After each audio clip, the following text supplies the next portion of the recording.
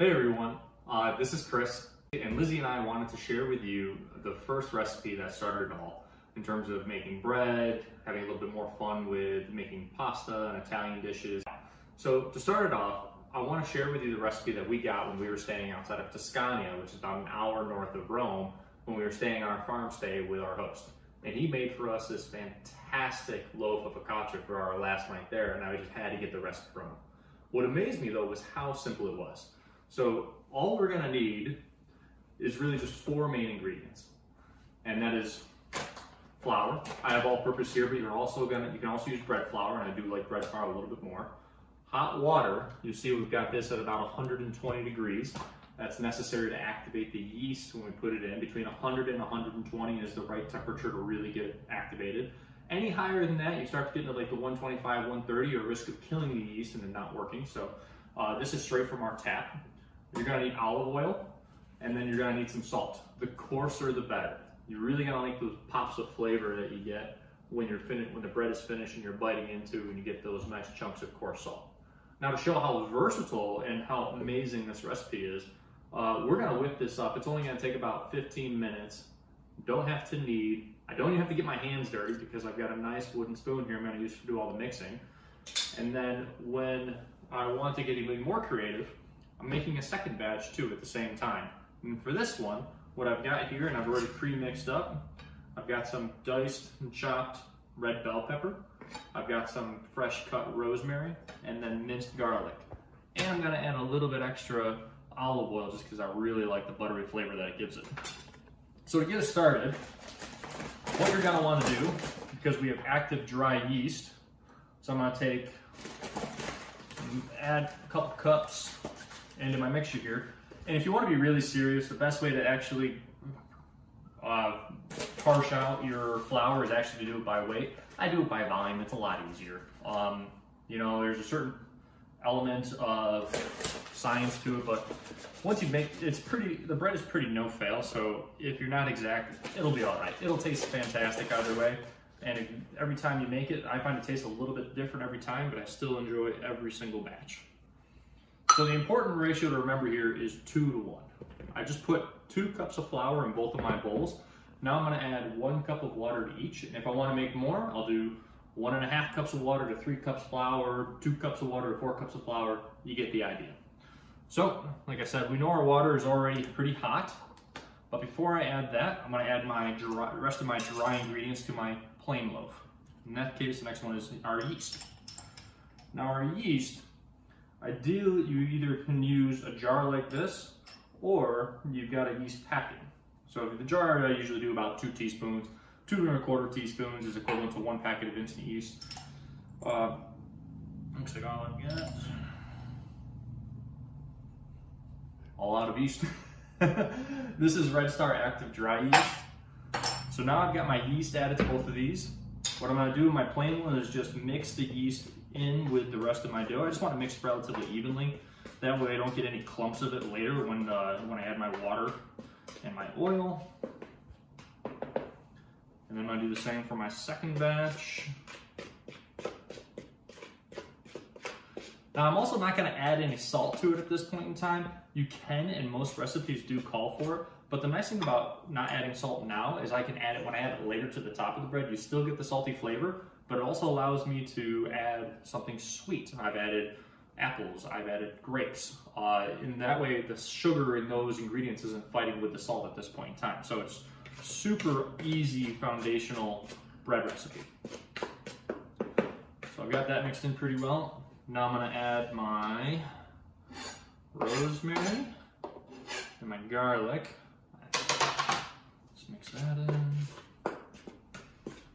So I'm just trying to make sure I get a relatively even distribution. Now, as far as like how much to mix, that's totally up to you. I think about like what type of loaves that I enjoy the most when I think of like the density of the ingredients in them, and then I just sort of look to replicate that density in here. So I'll just take this and just keep on adding more as long as I'm ready to it. But before I do that, we're gonna add my pepper. I'll start with half of it. See how we look.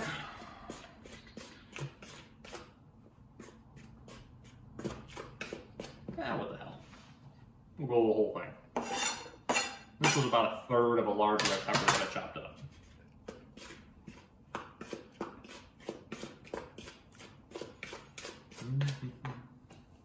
And I'm gonna add some extra Italian seasoning. Make sure we get a good mix in there.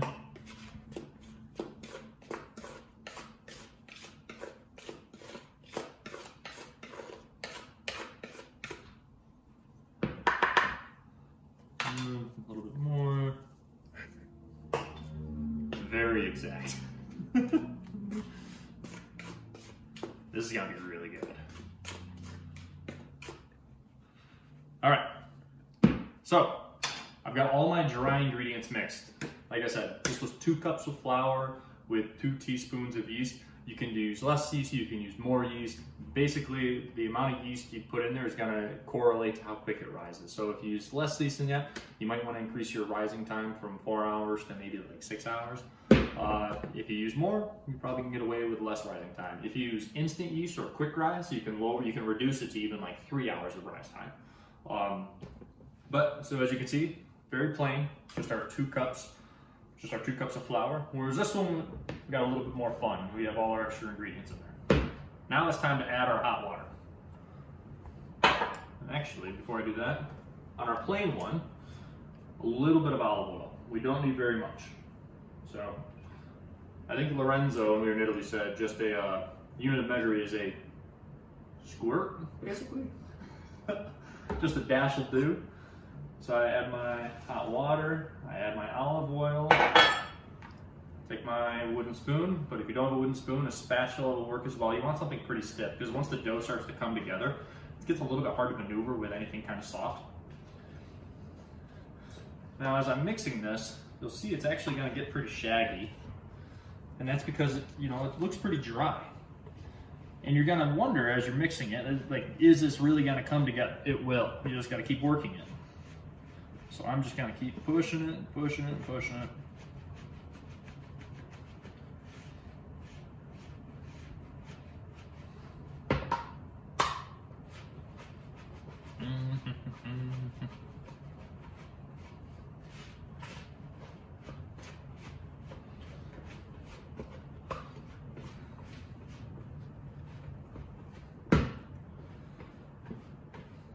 So you're gonna mix this until you have a sticky dough ball come together.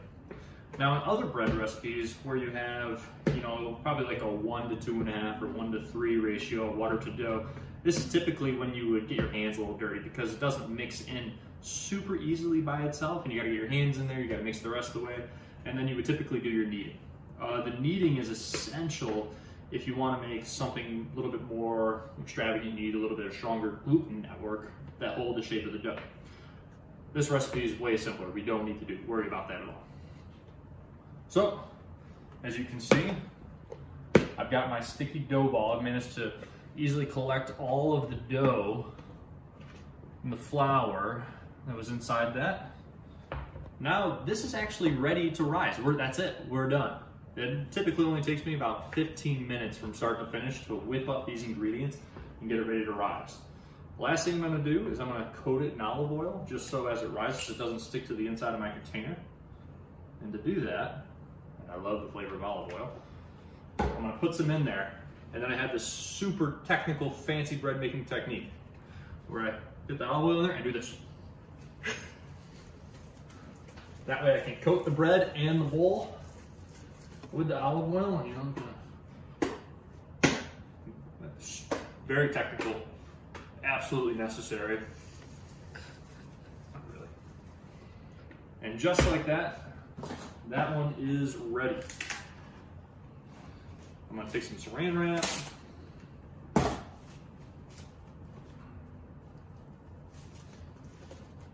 Yes. Got our saran wrap over here. This is a lot easier with a glass bowl because the saran wrap sticks a heck of a lot easier to it.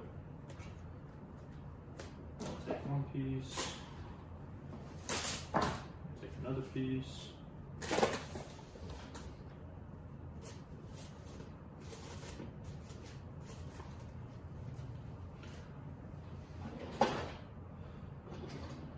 sure it's not gonna go anywhere. I'm just gonna put a rubber band. I've used tin foil to hold it down. There we go. So I'm gonna let this sit for 4 hours. It's almost 1 o'clock right now. There we go, done with that one. Now, I'm just gonna do the exact same thing with the other one. Started with 2 cups flour, so I need 1 cup hot water. 120 degrees is almost too hot for me to touch.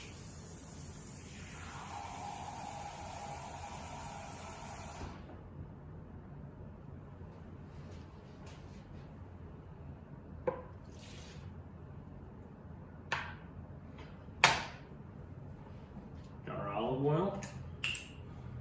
So there's our squirt. And because it's good, add 1. That was probably 3 to 4 tablespoons, maybe a little bit, roundabouts. I don't know. It doesn't really matter, it's gonna come out tasting great either way. So, now get that nice and mixed. Look how pretty that is, all those colors. Got the olive oil, we got our red pepper, we have all the seasonings. Let's whip this up.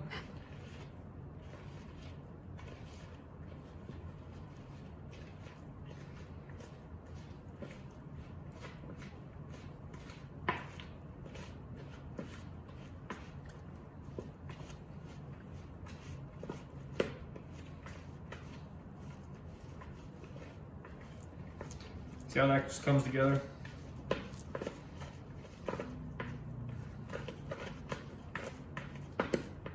Oh, that looks so good. This is my first time doing the bell pepper.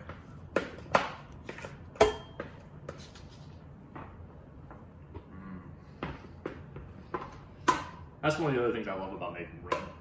After this thing sits for like 2 hours, you get that very delicious smell just sort of starts wafting through your home.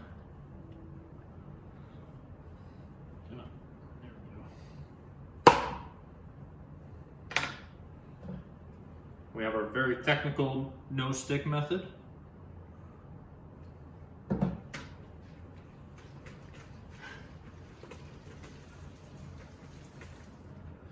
Make sure it's fully coated.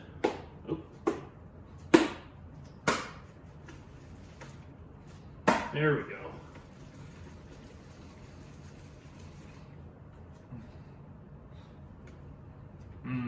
Now look at that. That just looked amazing. And with that, we're done with this step. We've mixed our ingredients. It didn't take us too long. I'm gonna let this sit for 4 hours. Lizzie and I are gonna go to the park, play some bocce. We're actually gonna drop off some mass that she's making to help others out while they're sitting in quarantine. And then I'm gonna come back and start preheating the oven around, let's see, 4:30, so I can cook it at 5 o'clock. And, well, I'll see you then. All right, so it's been about 4 hours. Lizzie and I got back from the park, played a little bocce. Nice to get outside, even if the weather was good enough, you know. And as you can see, our dough is actually more than doubled in size. I mean, these are ready to go. We have the plain one here on my left, and here's the one where I added all the extra ingredients, being the Italian seasoning, the bell pepper, etc. Now, we've got our oven already preheated to 500 degrees. What I want to do is I want to add a little bit of a layer of olive oil on my parchment paper here. Now I can do this without getting my hands dirty. You know, the easiest way to do that is just grab a silicone brush, and that way I can take it and spread my olive oil around. This is something that my dough can sit on. But to be honest, like, I don't mind washing my hands at this point, so we're just gonna put that to the side. Just gonna move it around, just not a big deal. And that'll actually seep into the dough as well while it's cooking. We're gonna take this. It slides right out thanks to the olive oil we put in there earlier.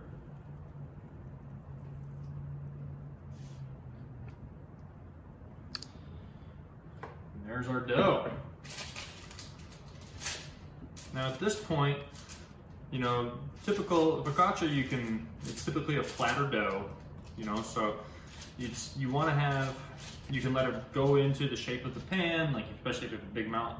I'm just gonna push this into the shape of like a football shaped loaf, but you know, as you can see, it's about an inch thick here. Now I'm gonna take some olive oil, put it on top.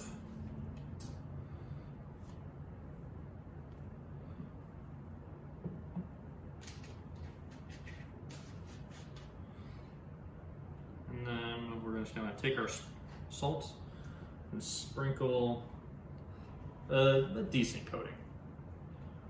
Probably ends up being equivalent to about a tablespoon worth. But as you try this and you make it out, I mean, you'll start to see when you have too much versus not enough. But try a little more than you think first, and then see how it tastes. And that's it. That's all we have to do. Now this is ready to go in the oven. I'm gonna set a timer.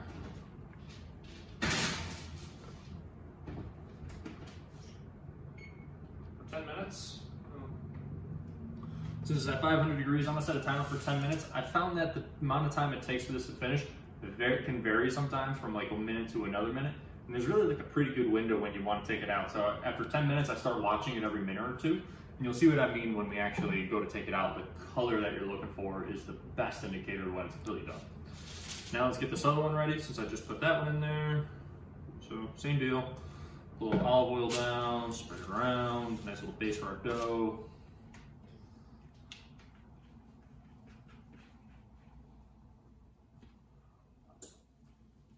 Oh, now we're talking. Now this dough, focaccia, is basically like a pizza dough. You could use this as a pizza dough. In fact, I did it just the other day. But what you'll find is though, we didn't need this. So if you wanted to stretch it out like a pizza dough, it'll just break into holes. But if you press it out, you can still make it work.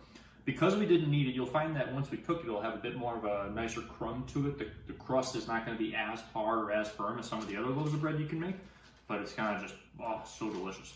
So the other thing about focaccia bread that you may have noticed is a lot of them have dimples. So you can add them or you don't add them. As you noticed, we didn't add any dimples in our super plain loaf. It's just dough, olive oil, and salt.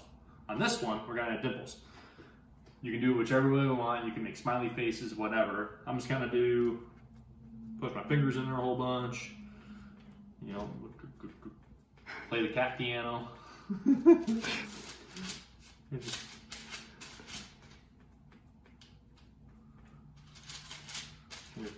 Push these edges back in, and now as you can see, we got a nice dimpled surface. Oh. Next, we're gonna add more olive oil. The great thing about the dimples is that they actually catch the olive oil and they create little pools of it.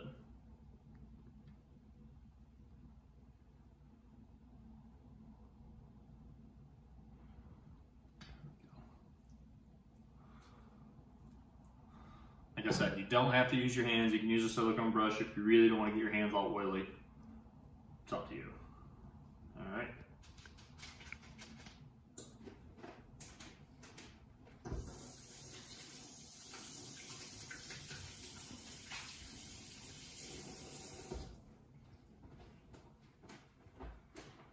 And same as before, we're going to add our coarse salt.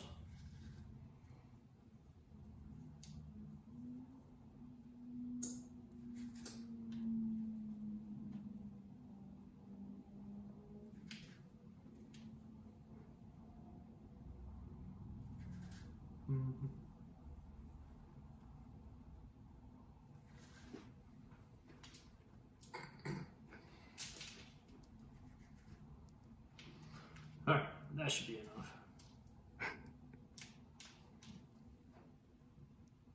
Maybe half a tablespoon?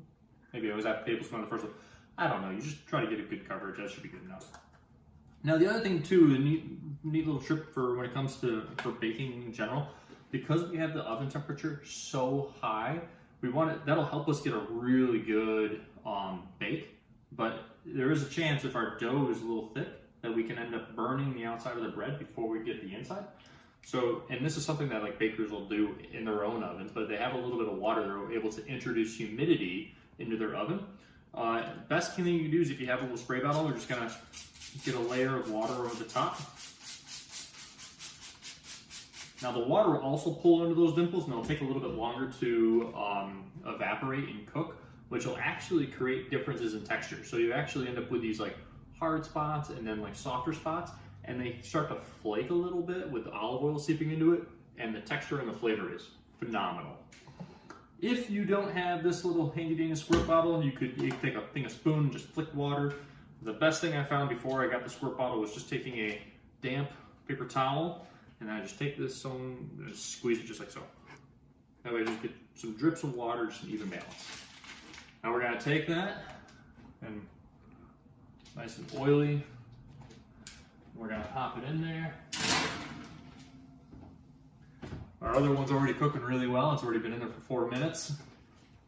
Now before I take that, all right, so I just took these out. They were in the oven for about 17, 18 minutes total. Now what you see here as you look closely, this is the color we're looking for. It's just nice, sort of golden. It'll get a little bit darker, but this is the tone of a really good looking focaccia. This one actually surprisingly didn't get that dark. We can see we got some nice browning on this side. Flip it over, nice. Sounds hollow, so it's definitely done. And you can see that coarse salt on top. That just looks so good. Now, if you have a wire cooling rack, that's the best place for it. We don't, so we're just gonna put these on here just to cool down, and then we'll take a bite pretty soon and check it out. Oh, there we go.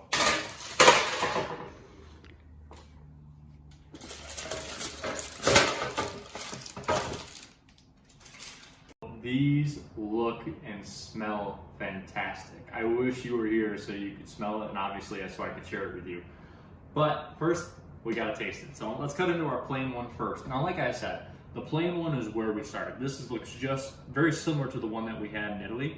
And from there, we just played. We added Italian seasonings. In this case, we added bell pepper first. Other times, we've added rosemary and other seasonings to the very top of it before going and cooking. Delicious.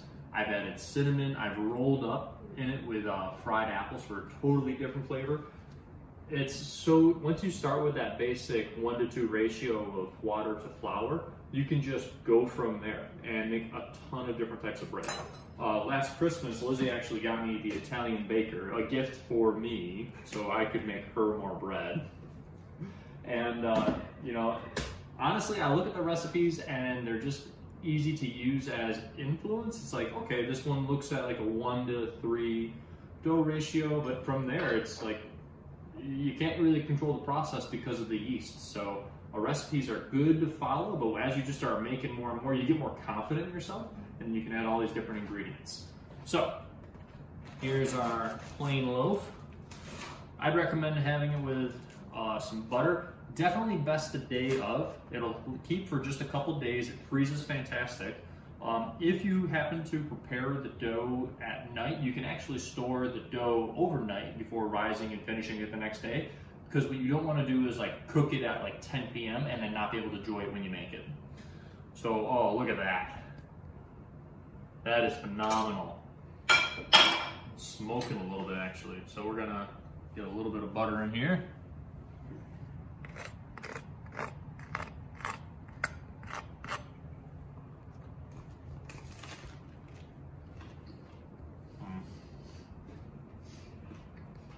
That is really good. Like I said, this is the one that was just a 1 cup of water, 2 cups of flour, a dash of olive oil, and then topped it with salt. 15 minutes of total my time of work, not counting the resting time.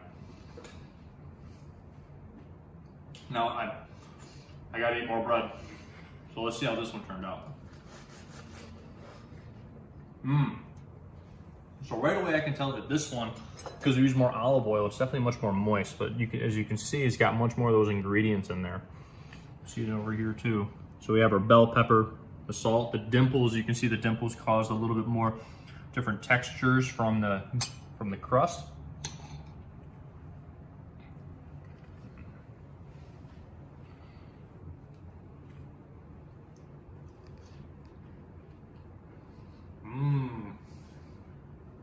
That is so good. Well, that bell pepper has a really wonderful taste. We'll definitely have to make it again. Very delicious. But that's it. Like I said, it's just super easy. I didn't have to do any kneading. Really easy just to get your feet wet if you want to start trying a little bit and then kind of experiment and go from there. We've experimented with a bunch of different types from here, like adding egg, adding water, adding sugar, adding raisins, adding cinnamon, etc. So we will definitely have to post more of these, but this was the one that started it all.